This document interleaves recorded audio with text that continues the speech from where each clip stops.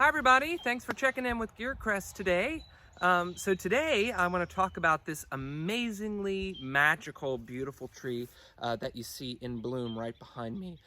It is a Redhaw Hawthorne. So this is actually a part of our Heritage Grove. So it's one of the oldest trees that we have here on the property. So we believe it was planted around 1848. So really, really old, amazing, just incredibly beautiful hawthorn tree that you see here. Today, most people are unfamiliar with hawthorns. They're much more prevalent in Europe and other parts of the United States, but they're much, much more relevant when you look at other 19th century farms here throughout Oregon. So much more common in sort of the vernacular when you go back 100 or so years. But again, not something that we really think about or talk about a lot in the US today. Again, they're much more common in Europe. In fact, especially in England, they're very, very common hedgerow. So instead of growing them like a tree, they would actually grow them as a bush in a hedgerow. One of the main reasons for that is that little guy you see right there. That is a serious mamma jamma. That thorn is getting probably around 2 inches long. So that is a serious, serious thorn that you don't want to mess around with. So imagine here in the US, we do more fences. Back in Europe, that's your fence, right? You don't want to be messing around with that. In the same sort of vein, the hawthorn trees and the hawthorn varieties all sit in the rose family. So they are really quite, in many ways, quite similar, especially when we take a look at the berries that they produce. So these are hawthorn berries that we harvested and dried with students back in the fall. And you can see, in many ways, they look like rose hips, right? So you really can see that sort of close link and see its relationship to the rose family.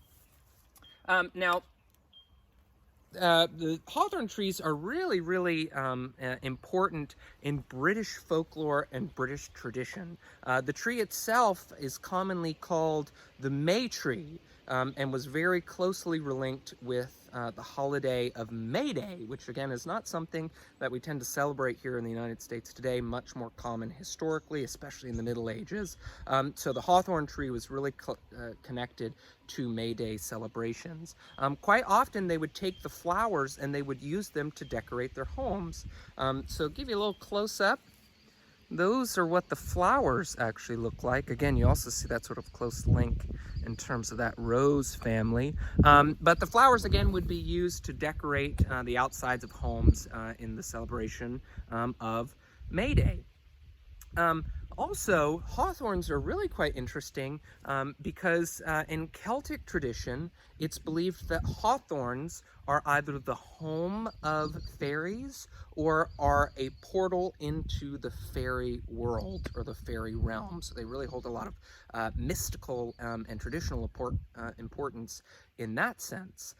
In the same sort of tradition, hawthorn trees were only supposed to be cut when they were in bloom. It was thought to be bad luck if you cut those trees. Thank you for the sun for just illuminating the gorgeous, I mean, yeah, just absolutely gorgeous. Again, you didn't want to cut it when it wasn't in bloom. It was said that if you cut it when it was not in bloom, that you would actually reap the wrath of the fairy world.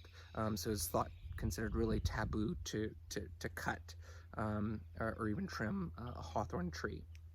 Now, when we take a look at the flowers, this is a great opportunity. I wish we had smell-o-vision.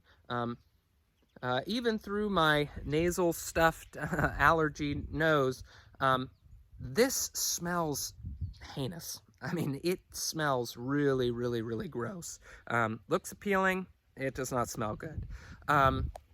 And traditionally, it was thought that when the tree was in bloom, that it gave the smell of death. When they cut the flowers to decorate their homes, you only decorated the outside of your homes because it was thought that if you brought the flowers in, that it would sort of give a bad aura or a bad influence and would bring ill will upon you. And really, one of the big factors for that is it smells really, really bad. In the Middle Ages, people thought that the hawthorn tree smelled like the plague, which is really quite interesting. Back in 2010, a scientist did a study and found that one of the chemicals that we're smelling when we smell the hawthorn bloom is a chemical called trimethylamine. Trimethylamine is actually a chemical, a byproduct, one of the first byproducts from rotting flesh.